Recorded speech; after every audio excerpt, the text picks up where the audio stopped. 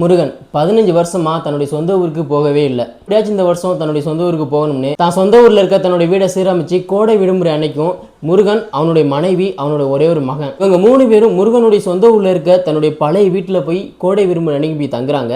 ரொம்ப சந்தோஷமாய் வாழ்ந்துட்டு இருக்காங்க. ஒரு 5 நாள் போகுது. திடீர்னு பார்த்தா முருகனுடைய மகனுக்கு வாயிலேருந்து ரத்தமா ஊற்றி கீழே வாங்கி விழுந்துடுறான்.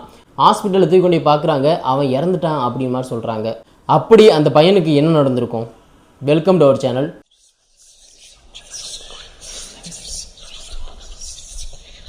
இன்றைக்கி நம்ம பார்க்க போகிற கதை மதுரை மேலூர் பக்கத்தில் இருக்க ஒரு கிராமத்தில் நடந்த கதைங்க. இதை நம்ம சப்ஸ்கிரைபர் திலீபன் அப்படிங்கிறத ஷேர் பண்ணியிருந்தாரு. இவர் சின்ன வயசாக இருக்கும்போது அவர் ஊரில் நடந்த ஒரு அமானுஷமான நிகழ்வு தாங்க இது மாதிரி அமானுஷமான நிகழ்வுகளை நீங்கள் எக்ஸ்பீரியன்ஸ் பண்ணி எனக்கு ஷேர் பண்ணணும்னு நினச்சிங்கன்னா கீழே நான் இன்ஸ்டா ஐடி கொடுத்துருக்கேன், நீங்கள் வாய்ஸ் நோட் அனுப்பலாம். சரி வாங்க கதைக்குள்ள போயிடலாமா? மகன் இறந்த துக்கத்தில் முருகனும் முருகனோட ஒய்ஃபும் ஒழுங்காக சாப்பிட்றதுல எப்போ பார்த்தாலும் அழுதுகிட்டே இருக்காங்க. ஒரு நாள் நைட்டு முருகனோட ஒய்ஃபு தூக்கத்துலேருந்து எந்திரிச்சு என்னை காப்பாற்றுங்க காப்பாற்றுங்க அப்படின்னு சொல்லி கத்துறாங்க. என்னன்னு கேட்டால், என்னை யாரோ தூங்கிக்கிட்டு இருக்கும்போது அமுக்கி என்னை கொல்ல ட்ரை பண்ணுறாங்க, கனவும் கெட்ட கெட்ட கனவாக வருது அப்படிங்கிற மாதிரி முருகனோட ஒய்ஃபு சொல்கிறாங்க. முருகன் அதெல்லாம் ஒன்றும் பயப்படாத, நீ ஏதாச்சும் நினச்சிட்டு படுத்துருந்துருப்ப அப்படின்னு சொல்லிட்டு முருகன் சாதாரணமாக விட்டுறான். அடுத்த நாள் பார்த்தா முருகனுக்கும் அதே மாதிரி நடக்குது. அவனை யாரோ கொல்ல ட்ரை பண்ணுற மாதிரி. முருகனுக்கு சுத்தமாகவே புரியல. பக்கத்தில் இருக்க ஒரு கோடாங்கியை போய் செக் பண்ணலாம் அப்படின்னு முருகனும் முருகனோட ஒய்ஃபும் அவர்கிட்ட போய் செக் பண்ணுறாங்க. இப்போ தான் அந்த கோடாங்கி ஒன்று சொல்கிறாரு, நீங்கள் ஏன் இந்த ஊருக்கு வந்தீங்க? உங்களையும் உங்கள் குடும்பத்தையும் அழிக்கிறதுக்காண்டி 15 வருஷமாக இந்த ஊரில் ஒரு ஆவி காத்துக்கிட்டு இருக்கு. முருகனுக்கிட்ட சுரேஷை தெரியுமா அப்படின்னு கேட்குறாரு அந்த கோடாங்கி. முருகனுக்கு சரியான ஆச்சரியம். 1990 முருகன் அப்போ தான் காலேஜ் முடிச்சுட்டு மதுரையில் ஒரு கம்பெனியில் வேலை பார்த்துக்கிட்டு இருக்கான். அவன் மேலூர் பக்கத்தில் இருக்க ஒரு கிராமத்தில் தான் அவனுடைய சொந்த வீடு இருக்குது. அப்பா அம்மா, கல்யாணமாகாத தங்கச்சியோட பேர் சரண்யா, இவங்க எல்லாம் வாழ்ந்துட்டு இருக்காங்க. முருகனுக்கு 2 ஃப்ரெண்டுங்க. ஒருத்தன் கமலக்கண்ணன், இன்னொருத்தன் சுரேஷ். கமலக்கண்ணன் கொஞ்சம் பணக்கார வீட்டு பையன். அவனுடைய அப்பா மில்லு, டிரான்ஸ்போர்ட் பிஸ்னஸ் அப்படின்னு நிறையாவே பண்ணிகிட்ருக்காரு. காலேஜ் முடித்ததுக்கப்புறமா அந்த பிஸ்னஸ் எல்லாத்தையும் கமலக்கண்ணன் தான் கவனிச்சிக்கிட்டு இருக்கான். இன்னொரு ஃப்ரெண்டு சுரேஷ் பார்த்தீங்கன்னா முருகன் மாதிரியே ஒரு லோவர் மிடில் கிளாஸை சேர்ந்த ஒரு பையன். அவனுக்கு என்ன வேலை கிடைக்குதோ அதை பார்ப்பான். கமலக்கண்ணன் ஒரு பணக்கார வீட்டு பையனாக இருக்கிறதுனால அவனுக்கு கல்யாணம் பண்ணிடலாம் அப்படின்னு அவங்க வீட்டில் முடிவு எடுக்கிறாங்க. ஆனால் கமலக்கண்ணனுக்கு நம்ம முருகனுடைய தங்கச்சி சரண்யாவை கல்யாணம் பண்ணிக்கணும் அப்படிங்கிறது தான் ஆசை. ஸோ இந்த ஆசையை தன்னுடைய குடும்பத்தில் சொல்கிறான். அவங்க குடும்பத்துலேயும் ஒத்துக்கிட்டு கமலக்கண்ணனோட அம்மா அப்பா நம்ம முருகனுடைய அம்மா அப்பா கிட்ட பேசுகிறாங்க.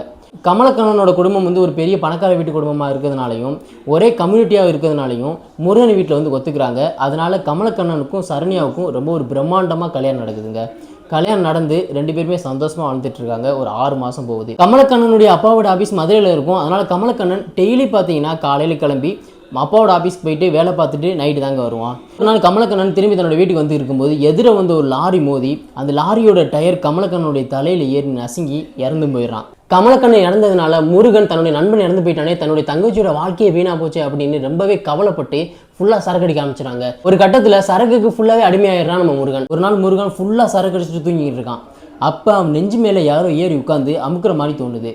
இவனும் முண்டி அடித்து எந்திரிக்க ட்ரை பண்ணுறான். பட் முடியல. இவன் முன்றதை பார்த்து இவன் நெஞ்சில் யாரோ ஏறின மாதிரி இருந்தாங்க பார்த்தீங்களா, அவங்க நம்ம முருகனுடைய கன்னத்திலே அறையிறாங்க. முருகனுக்கு சுத்தமாக புரியல. எப்படியோ அந்த படுக்கையிலேருந்து எந்திரிச்சு பார்த்தா அங்கே யாருமே இல்லைங்க. ஆனால் அந்த ரூம் பார்த்தீங்கன்னா ஃப்ரிட்ஜில் இருக்க மாதிரி ஜில்லுன்னு இருக்குது. பக்கத்தில் ஒரு எமர்ஜென்சி லைட் எடுத்து ஆன் பண்ணுறான். இவனோட நிழல் ஒரு செவத்தில் இருக்குது. இவனோட நிழல் மட்டும் இல்லாமல் பக்கத்தில் ஒரு நிழல் ஒன்று இருக்குது. அந்த நிழலில் தலை இல்லைங்க, வெறும் முண்டத்தோட நிழல் மட்டும்தான். முருகனுக்கு தூக்கி வாரி போட்டுருது. அவனுடைய ரூமை விட்டு வேகமாக ஓடி ஹாலில் உட்காந்துக்கிறான். அன்னைக்கு நைட்டு ஃபுல்லாக அவனுடைய ரூமுக்கு போகவே இல்லை, ஹால்லே உட்காந்துருக்கான், தூங்கவும் இல்லை. அடுத்த நாள் முருகன் பக்கத்தில் இருக்க ஒரு ஊருக்கு போயிட்டு வரான். ஊருக்கு போயிட்டு தன்னுடைய ஊருக்கு வரதுக்கு பார்த்தீங்கன்னா நைட்டு 10 மணி ஆயிடுதுங்க. முருகனுடைய ஊருக்கு போகிற வழியில் பார்த்தீங்கன்னா ஒரு கம்மா ஒன்று இருக்குதுங்க. அந்த கம்மாவை தாண்டி தான் போகணும். அந்த கம்மா பக்கத்தில் சின்ன ஒரு ரோடு. இந்த பக்கம் பார்த்தீங்கன்னா வெறும் கருவேல மரங்கள் தான் இருக்கும். அங்கே பார்த்தீங்கன்னா லைட் எதுவுமே இருக்காதுங்க. நம்ம போகிற இந்த வண்டியோட லைட் மட்டும்தான். ஸோ அந்த லைட் வெளிச்சத்தில் நம்ம முருகன் போயிட்டு இருக்கான். போகும்போது திடீர்னு பார்த்தா யாரோ முன்னாடி நிற்கிறாங்க. ஆளு மேலே தான் நம்ம வண்டி ஏற்ற போகிறோம் அப்படின்னு சொல்லிட்டு பைக்கை திருப்புறான். வண்டி அப்படி கீழே விழுந்துருது. இவனு கீழே விழுந்துடுறான். இருப்பாது அப்படின்னு எந்திரிச்சு கேட்குறான். முன்னாடி யாருமே இல்லைங்க. போதையில் ஏதாச்சும் தெரிஞ்சிருக்கும் அப்படின்னு சொல்லிட்டு வண்டியை நிமித்தி வண்டியை ஸ்டார்ட் பண்ணி பார்க்குறான். பட் ஸ்டார்ட் பண்ணவே முடியல. அரை மணி நேரமாக ஸ்டார்ட் பண்ணுறான், ஸ்டார்ட் பண்ணவே முடியல. சரி வண்டியை ஓரமாக வச்சுட்டு பக்கத்தில் ஒரு மரம் ஒன்று இருக்குது. மரத்துக்கு கீழே உட்காந்துருக்கான். அந்த மரத்துக்கு பின்னாடி இருந்து முருகனுடைய தோள்பட்டியில் யாரோ மிதிக்கிறாங்க. எவன்டா அவன் மிதிக்கிறது அப்படின்னு போதையில் நம்ம முருகன் கண்டபடி திட்டுறான். எவனாக இருந்தாலும் முன்னாடி வாடா அப்படின்னு திட்டுறான். அந்த நேரமாக பார்த்து முருகனுக்கு முன்னாடி ஒரு புதர் மாதிரி இருக்கு. அந்த நேரமாக பார்த்து முருகனுக்கு முன்னாடி அந்த கருவேல மரங்கள் இருந்துச்சு பார்த்தீங்களா, அங்கே சில புதர்கள் மாதிரி இருக்குது. அதுக்கு உள்ளே இருந்து யாரும் அழுகுற மாதிரி ஒரு சவுண்டு ஒன்று கேட்குதுங்க. முருகனுக்கு தூக்கி வாரி போட்டுருது. அப்போ தான் நேற்று நைட்டு நடந்தது எல்லாமே முருகனுக்கு ஞாபகம் வருது. முருகன் பயந்து போய் ஒரே ஓட்டம். வர வழியில் ஒரு முனியாண்டி கோவில் ஒன்று இருக்குது, அந்த கோவிலுக்குள்ளே போய் உட்காந்துக்கிறான். நைட்டு ஃபுல்லாக உள்ளேக்கே தாங்க உட்காந்துருக்கான், வெளியவே வரல. அந்தளவுக்கு உயிர் பயம் வந்துடுது நம்ம முருகனுக்கு. அடுத்த நாள் காலையில் விடிஞ்சதுக்கு அப்புறமா தான் தன்னுடைய பைக் எடுத்துக்கிட்டு தன்னுடைய வீட்டுக்கு வராங்க. முருகனுக்கு இப்படி நடந்த எதையுமே தன்னுடைய அப்பா கூடயோ அம்மா கூடயோ சரண்யா கூடயோ அவன் சொல்லவே இல்லைங்க. அன்னைக்கு நைட்டும் முருகன் செம்மையாக சரக்கு அடிச்சு தூங்குறான். அப்போ அவனுடைய கனவுல ராஜேஷோட முகம் வருது. திடீர்னு முருகன் தூக்கத்துலேருந்து எந்திரிச்சு உட்காந்து ராஜேஷ் தான் ஏதோ சொல்ல துடிக்கிறான் போல அப்படின்னு கொஞ்சம் ஃபீலிங்கோடு உட்காந்துருக்கான். இது முருகனுக்கு மட்டும் நடக்கலைங்க. அதே நாள் பார்த்தீங்கன்னா சரண்யாவோட ரூமில் வந்து அவளுடைய நெஞ்சில் யாரோ ஏறி உட்கார மாதிரியும் அவளுடைய ரூமுக்குள்ளே யாரோ இருக்கிற மாதிரியும் சரண்யாவுக்கு தோணுது. அதனால் பயத்தில் சரண்யா அவளுடைய ரூமை விட்டு வெளியே வந்து ஹால் கூடியாடுறா. இங்கே வந்து பார்த்தா தன்னுடைய வீட்டுக்கு வெளியில் இருக்க ஒரு கிணத்துக்கு பக்கத்தில் முருகன் நின்று இருக்கிறது சரண்யாவுக்கு தெரியுது. திடீர்னு முருகன் அந்த கிணத்துல விழுந்துடுறான். கவனிச்ச சரண்யா தன்னுடைய அப்பா அம்மாவெல்லாம் எழுப்பி முருகனை வந்து காப்பாற்றிடுறா. அப்புறம் தான் முருகன் சொல்லுவான், எனக்கு இப்படிலாம் நடந்துச்சு அப்படின்னு. சரண்யாவும் எனக்கு இதே மாதிரி நடந்துச்சு அப்படின்னு அவன் சொல்லுவாள். அடுத்த நாள் இவங்க குடும்பத்தோடு போய் பக்கத்தில் இருக்க முனியாண்டி கோவில் பூசார்கிட்ட போய் வாக்கு கேட்குறாங்க. அப்போ தான் அவர் சொல்கிறாரு, இது வந்து சுரேஷோட ஆவி அப்படின்னு.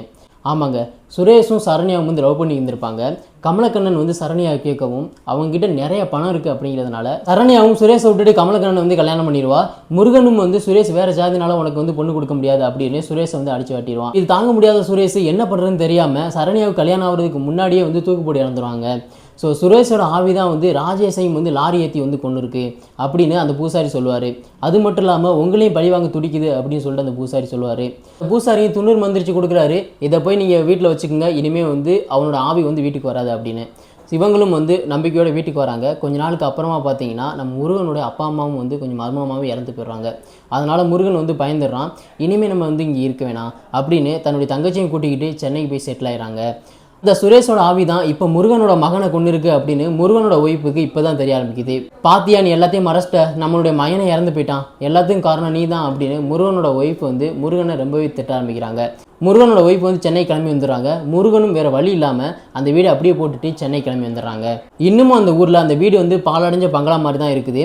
அந்த வீட்டு பக்கத்தில் எந்த ஒரு சின்ன பசங்களுமே வந்து போக மாட்டாங்களாம். இது மாதிரி அமானுஷம் நிறைஞ்ச வீடு எதுவும் உங்கள் ஊரில் இருக்கா அப்படிங்கிறத கீழே கமெண்ட் பண்ணி சொல்லிடுங்க. இது மாதிரி ஒரு விறுவிறுப்பான கதையை இன்னொரு வீடியோவில் உங்களுக்கு நான் கொண்டு வரேன். அதுவரை வெயிட் பண்ணிக்கிட்டே இருங்க.